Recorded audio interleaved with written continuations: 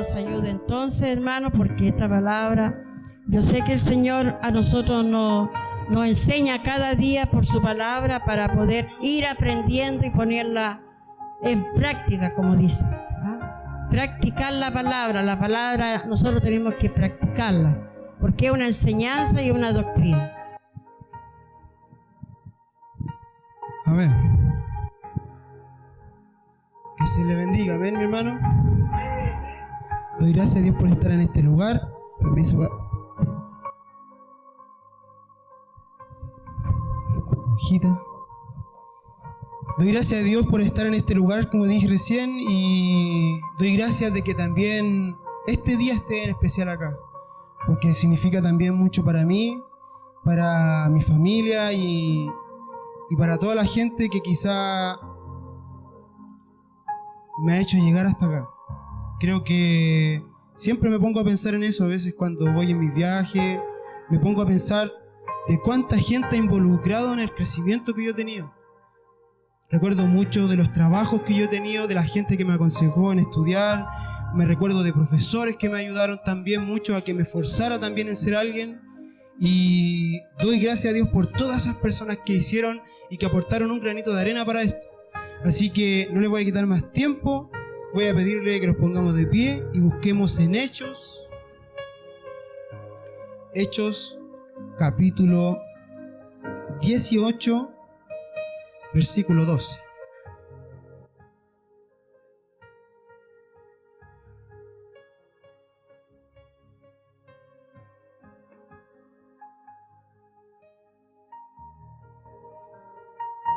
Hechos capítulo 18, versículo 12. Daremos lectura en adelante. Tómese su tiempo para buscarla, yo lo voy a esperar. Hechos capítulo 18, versículo 12 hasta el 17 estaremos dando lectura. A ver que le baje un poquito mi hermano Rodrigo la música. Ese hermano, ¿qué dije? Rodrigo, ya. Entonces le daremos lectura en el nombre del Padre, del Hijo y del Espíritu Santo. Amén. Dice así en el nombre del Señor, dice: pero siendo Galión procónsul de Acaya, los judíos se levantaron de común acuerdo contra Pablo y le llevaron al tribunal, diciendo: este persuada a los hombres a honra a Dios contra la ley. Y al comenzar Pablo a hablar, Galión dijo a los judíos: si fuera algún agravio o algún crimen enorme, oh judíos, conforme a derecho, yo os toleraría, pero si son cuestiones de palabra y de hombre y de vuestra ley, vedlo vosotros, porque yo no quiero ser juez de estas cosas. Y los echó al tribunal. Entonces todos los griegos, apoderándose de Sóstenes, principal de la sinagoga, le golpearon delante del tribunal, pero Galión nada le daba de ello. Mas Pablo, habiéndose detenido aún muchos días allí, después se despidió de los hermanos y navegó a Siria, y con él Priscila y Aquila, habiéndose rapado la cabeza en Cencrea, porque tenía hecho voto. Amén. Tome asiento. Parece casi un crucigrama esta palabra, así como que no se entiende nada. Parece un verdadero, habla como de palabras que uno nunca había conocido por acá. Así que es tremendo este mensaje, mi hermano, aunque usted no lo crea, tiene algo para descifrar enormemente. Para los que no saben, Saulo o Pablo fue uno de los últimos apóstoles que hubo. Uno de los últimos apóstoles que sembró el evangelio, que habló de las buenas nuevas de salvación. Pablo fue una de las personas que sentó la base del evangelio y de todo lo que tenemos el día de hoy. Viene siendo uno de sus segundos viajes, donde está, aquí dice al principio en el 12, dice Acaya. Fue una de las primeras partes donde estaba. Pero para que ustedes entiendan dónde está este lugar, está en Corintios. Fue la segunda, una de las iglesias más grandes que pudo crear este apóstol, junto con otros discípulos más que él tuvo, que lo apoyaron en la obra. Pero si usted se pone a pensar, o para los que no saben, la parte de Corintio era una parte muy difícil donde sembrar la palabra de Dios, donde había gente muy conflictiva. Era como que si fuésemos a sembrar la palabra de Dios, como muchas veces se ve en el Paseo Humada, donde nadie a uno lo escucha, donde la gente pasa nomás de largo. Pero dice que Corintio era bien conocido, por ejemplo, por ser una de las ciudades más importantes de Grecia. Ahora, si usted investiga más adelante, para la persona que le gusta más investigar sobre dónde están las localidades, esta parte de Corintio estaba en medio de dos grandes ciudades, y justo por ahí cruzaba un río, y ahí había un muelle donde estaba Corintio. Y como era un muelle que era muy importante, un puerto, era comercio, y era muy importante para muchas personas, para gobernadores, para Roma, y era importante para grandes personas de poder. Pero dice que era el puente, era como el puente de Grecia. Dice también que era una ciudad malvada, donde había muchos asaltos. Por ejemplo, la gente podía transitar por Corintio, pero no podía andar por alrededor de Corintio, porque había muchos dichos. Si tú andas para allá, no sé, pues te va a pasar algo. Tú sabes a lo que te afrontas. Es como cuando a uno les dan consejo. El sector de la orilla era muy peligroso. Y también era conocido Corintio por tener una especie de juego olímpico, como así también se hace llamar, y la gente representaba a Corintio, no sé, como así si yo lo voy al lugar de mi zona, que es Curacaví, la gente nos conoce por ser mucha gente guaso de campo, o nos dicen por la chicha o por la empanada. Corintio era conocido porque la gente era borracha, porque era alcohólica, porque eran conflictivos. Pero dice que entre medio de todo eso también había mucha, pero mucha prostitución. Y no era cualquier prostitución, sino que era una especie de prostitución malvada, mi hermano, porque estamos hablando de que eran las mismas sacerdotisas que estaban en el templo de Afrodita de arriba, donde estaba la Acrópolis, que era la parte más arriba de esa ciudad.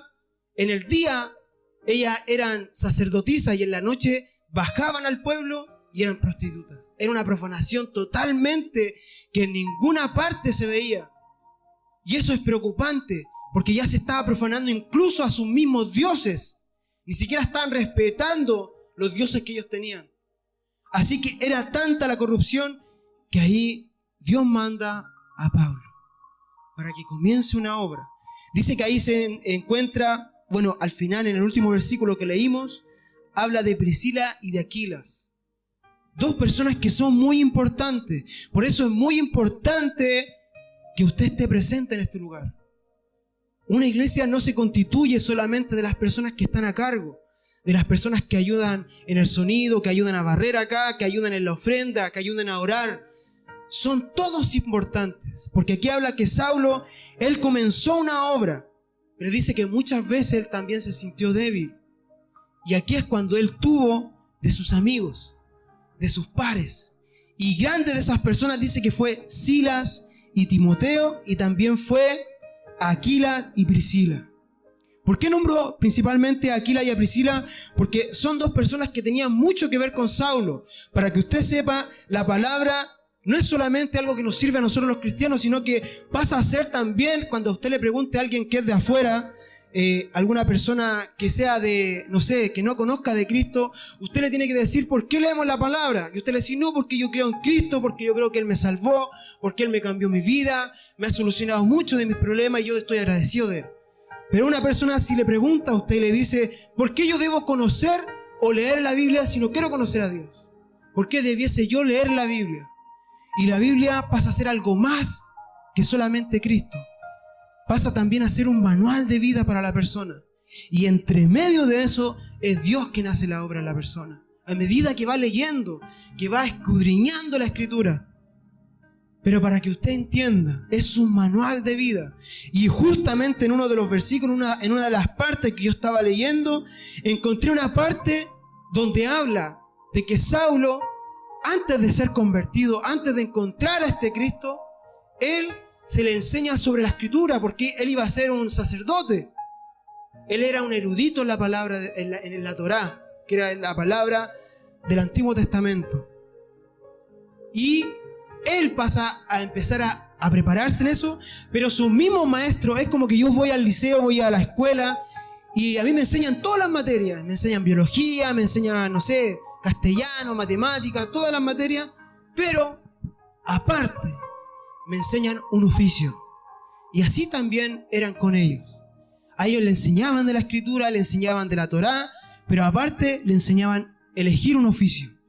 Y aquí nos habla la Escritura que ustedes también, así como en su momento aprendieron un oficio por el que quizás se desempeñan el día de hoy, por lo que hacen para subsistir, también se enseñan la palabra. También se nos enseña. Y dice que a Saulo, tanto como a Aquilas, ellos eligieron un oficio. ¿Y cuál era ese oficio? Era ser creador de tiendas y lavador de tiendas. Ellos creaban estas tiendas como las que ocupan los gitanos, por ejemplo, por decirle, o las que se ocupan para ir a acampar. Ya, ellos creaban esas tiendas y las lavaban también. Las tenían limpias, perfumadas. Y ese era su segundo oficio. Así que tenían mucho en común con Aquilas. Pero dice que ¿cómo se llama? Que ellos también pasaron mucha hambre.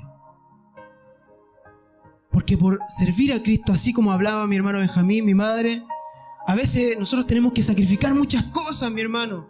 Vamos a tener que sacrificar muchas cosas, quizá por amor a Cristo, por amor a Él, por tener la paz y la tranquilidad que tengamos en nuestro hogar. A veces vamos a tener que sacrificar muchas cosas. Pero nada va a ser en vano. Aquí la palabra del día de hoy nos habla. Voy a seguirme del principio. Dice que Galio era hermano. Galio, para que ustedes entiendan, era una persona que estaba como un gobernador, pregobernador, aquí dice precónsul, que era una persona que estaba a cargo de una zona, y él era muy famoso por el ser hermano de un filósofo, un pensador que se llamaba Seneca, que habla más adelante, que después él más adelante trata de ser una especie de abogado de Saulo. Dice que se convirtió más adelante, él se logra después convertir en gobernador de Acaya, un rango más alto. Pero dice que lo principal lo vamos al versículo 13, donde dice diciendo, este persuade a los hombres a honra a Dios contra la ley. A Saulo, después de mucho tiempo de estar predicando el evangelio acá en Corintios, en Acaya, donde está este lugar, mucha gente le costaba recibir del evangelio. Y él empezó a predicarle, por decirle, le empezamos a predicar a gente como usted. Saulo empezó a ir a sinagogas, a iglesias, y con autorización de los sacerdotes. Él se llevaba muy bien con los sacerdotes, como era romano, tenía mucho estudio. Él se llevaba bien con mucha gente y lo recibían en muchas iglesias y en muchas sinagogas, como era en este caso. Pero hubo gente que de esas iglesias estaba en contra de él. Estaba en contra porque decían que él predicaba algo que estaba fuera de la ley, algo que estaba en contra de lo que se lleva hace muchos años.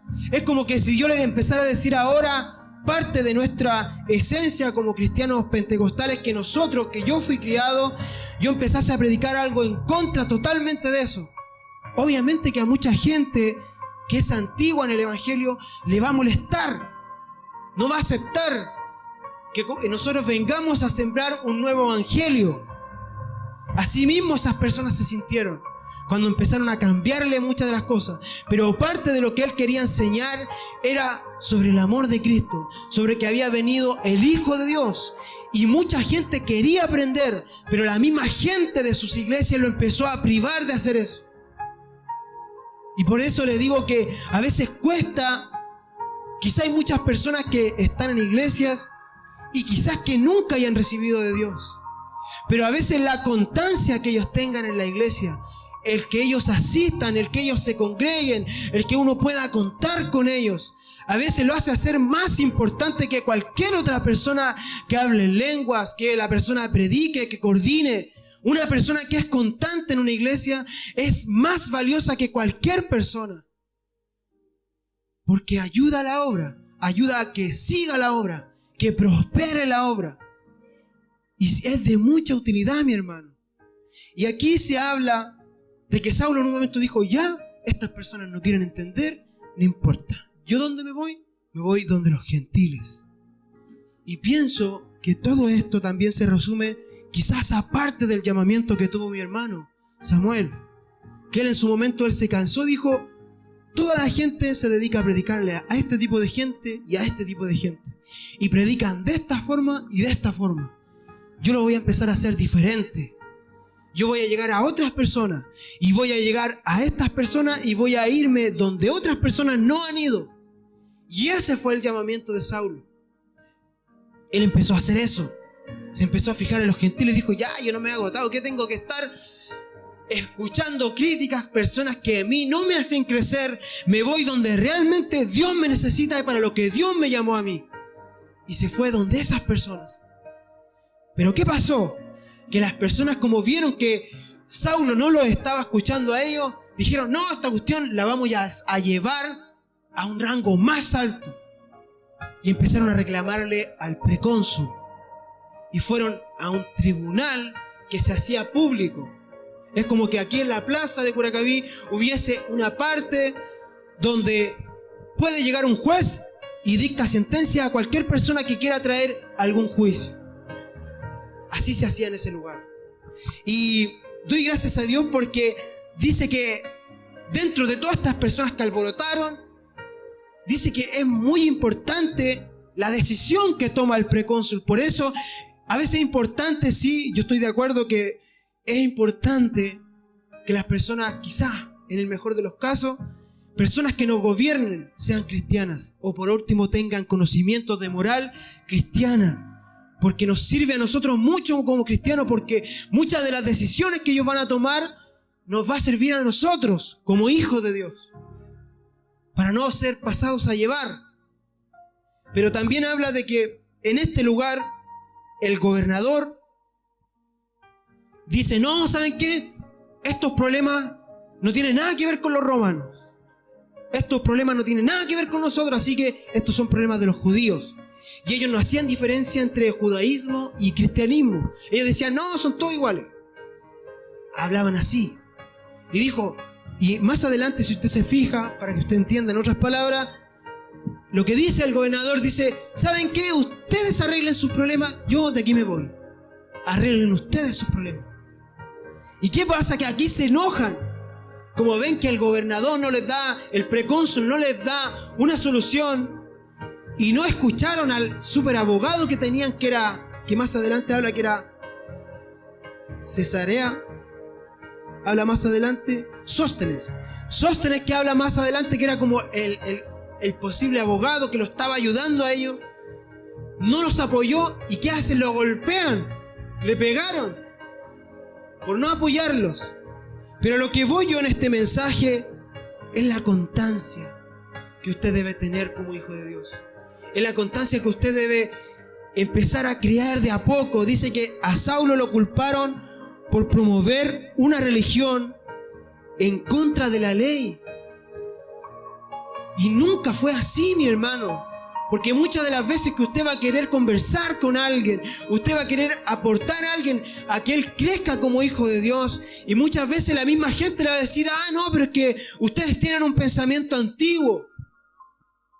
No, que ustedes tienen un pensamiento que no sirve, se quedaron en el pasado. Eso a mí no me hace crecer. Y mucha gente a usted lo va a criticar. Mucha gente a usted lo va a menospreciar. Dice que a él lo trataron como una persona que estaba traicionando a su pueblo, a su nación. Porque muchos de los pensamientos, y voy a dar un ejemplo al azar, el aborto. Mucha de la gente que hoy en día cree que es algo bueno, para nosotros como hijos de Dios estamos en contra de tales prácticas. Porque estamos a favor de la vida, a favor de lo que Dios crea, y como Dios lo quiera crear, va a ser así su voluntad. Y nosotros no podemos tomar, porque dice que ni los asesinos van a entrar al reino de los cielos. Más adelante habla de las cualidades que Saulo le da, hace una lista de las cualidades, y es un versículo muy conocido, lo voy a buscar más adelante, en 1 Corintios 6:9, para los que la quieran buscar más adelante. Él llega a Corintios, está un mes aproximadamente, y él hace una lista de todas las cualidades que encuentra de estas personas. Dice 1 Corintios 6, versículo 9. 6, versículo 9. 6, versículo 9, dice acá: ¿no sabéis que los injustos no heredarán el reino de Dios? No hay rey, ni los fornicarios, ni los idólatras, ni los adúlteros, ni los afeminados, ni los que se echan con varones, ni los ladrones, ni los avaros, ni los borrachos, ni los maledicientes, ni de los estafadores heredarán el reino de Dios. Y en otra parte también habla de que ni los asesinos. Muchas veces la gente nos va a decir, pero ¿cómo? Tú estás en contra del aborto, que es por, no sé, por millones de situaciones, por las 3 causales, como se habla. La gente puede opinar mucho, mi hermano. Pero cuando Dios hace que algo suceda en su vida, tiene un propósito, un trasfondo de kilómetros de distancias, de millones de años, porque como hablaba mi madre en un principio, desde el primer momento que Dios pensó en crearnos, desde ese momento Él planificó toda nuestra vida. Todo el diseño que usted como persona, todo lo que usted va a tener que pasar en su vida, todo fue planificado por Dios. Cómo usted debía acercarse, cómo usted se va a poner más sensible a la voz de Dios, cómo usted se va a humillar ante Dios por una situación que usted pase. Todo eso fue planificado para que pasara de alguna forma. Así que nada es error. Nada es error en los caminos de Dios. Dice que Pablo no persuadía de obedecer a un rey humano diferente a César. Muchas de las personas que trataron de calumniarlo a él decían, no, mira, está hablando de una religión que está en contra de ti, César. Está en contra de tú que gobiernas. Y después Saulo dijo, no, yo nunca he estado en contra de eso. Lo que yo predico de mi reino, de lo que Dios a mí me reveló, es un reino no humano, sino que está fuera de esta tierra, fuera de estas vivencias, fuera de donde a nosotros nos espera en algún momento estar en las bodas del Cordero, por ejemplo. Dice que en el 14 dice, y Dios que levantó al Señor... me estoy saliendo de acá. Dice que en el 14 y 16 se nos refiere, dice, esta fue la decisión judicialmente importante, como hablaba más atrás. Que fue muy importante esta decisión, mi hermano. Porque a través de esta decisión que habla este procónsul, de ahí en adelante se predicó el evangelio en toda Roma, imagínense.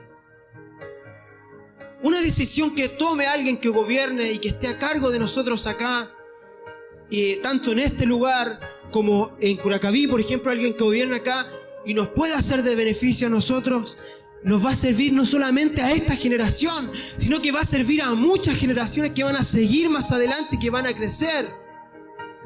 Mucho se habla que las iglesias que no tienen niños, que no tienen juventud, no tienen futuro muchas veces. Se habla de muchas iglesias de eso. Por eso es muy importante. Ahora, si nos vamos a cómo están las decisiones en otros países. En otros países se está hablando de que ya hay leyes donde ya los niños pueden tomar la decisión de no elegir si quieren realmente una religión. Y si ellos realmente quieren que en sus colegios no se hable de una religión. Es muy importante eso, mi hermano. Así que doy gracias a Dios por eso. Pero como hablaba de que todas estas cualidades que él encontró en personas de Corintio, habla un versículo final. En el versículo, porque hablé del 9 y 10, pero voy a hablar del 11. Y dice así, que muy pocas de estas personas también se convirtieron, cambiaron. Hay una esperanza para todas esas personas. Y eso es muy importante porque aquí no es solamente de un Saulo que va a juzgar a las personas, que los va a apuntar por el dedo y va a decir, no, miren ustedes fornicarios, ustedes no, idólatras. No es solamente una persona que apunta con el dedo, sino que en el versículo 11 dice así, y estos erais algunos, mas ya habéis sido lavados por la sangre de Cristo. Ya habéis sido santificados, ya habéis sido justificados en el nombre del Señor Jesús y por el Espíritu de nuestro Dios. Hay una sangre preciosa, mi hermano, que puede cambiar a cualquier persona. La persona que usted menos piensa, la persona que más pecados haya cometido en su vida, la persona que más errores haya cometido en su vida, puede ser limpiado, puede ser santificado, puede ser nutrido, puede volver la vida a esa persona. Una persona que esté full depresión, una persona que esté muy angustiada, al borde de la muerte, al borde del suicidio, puede salir de ese abismo, porque la palabra lo habla y porque estamos hablando de que este evangelio fue predicado hace millones de años atrás, siglos de años atrás, y hasta el día de hoy sigue cambiando a las personas. No es algo que fue creado por los hombres. Si no fuese así, hubiera perecido. Dice que la palabra de Dios que cuando está Dios ahí en medio, dice 2 o 3, ahí está Él en medio. Y cuando la obra de Dios va a crecer, como hablaba una frase que siempre me va a quedar grabada de mi hermano que decía que lo vivo crece. Y si nos damos cuenta, esto va a crecer. Porque si usted está vivo, va a crecer. Si usted no quiere seguir viviendo, espiritualmente estoy hablando, si usted no se detiene, si usted quiere estancarse, no va a crecer. Y en pasar un año, medite, porque yo no voy a estar quizás acá para Año Nuevo y Navidad, pero a final de año medite. Si en todo este año usted ha crecido como hijo de Dios, si usted ha sentido que sus palabras son diferentes, si usted ha pensado que su pensamiento es diferente, sus reacciones ahora son diferentes con sus hijos, con su esposo, con su esposa, si usted siente que la paz del Señor está en su vida cuando usted se va a acostar, cuando se va a dormir, si usted siente que es diferente, es porque Dios ha hecho una obra en usted. Es porque Dios ha cambiado su vida. Es porque Dios está sosteniendo su vida. Y quiero irme a un versículo principal también en 1 Corintios 2:3, que es cuando recién Saulo llega a este lugar de Corintios y él se siente muy cansado porque él tenía que trabajar para poder sustentar la obra misionera que él tenía. Y él se sentía cansado, se sentía atribulado, estaba triste y decía, ¿qué tengo que andar haciendo acá? Pero él seguía luchando y perseverando en Dios. Y hay un versículo que me dejó muy marcado el día de hoy cuando lo leí. Y dice así en 1 Corintios, creo que se lleve este versículo para su hogar. 1 Corintios 2, capítulo 2, versículo 3. Dice, y estuve entre vosotros con debilidad y mucho temor y temblor. Y en el versículo 4, dice, y ni mi palabra ni mi predicación fue con palabras persuasivas de humana sabiduría, sino que con demostración del Espíritu y de poder, para que vuestra fe no esté fundada en la sabiduría de los hombres, sino en el poder de Dios. Si se da cuenta, si desglosa estos 3 versículos, habla de que comienza un Saulo triste. Después, en el versículo siguiente, va con un Saulo, un Pablo, que ya viene con esperanza. Y después termina siendo un Saulo que se humilla y que dice que toda la sabiduría que podemos tener, toda la inteligencia que pueda usted tener, todos los estudios que usted puede tener, no sirven de nada porque lo que prevalece es la sabiduría y el poder de Dios. Eso es lo principal, mi hermano. Nunca se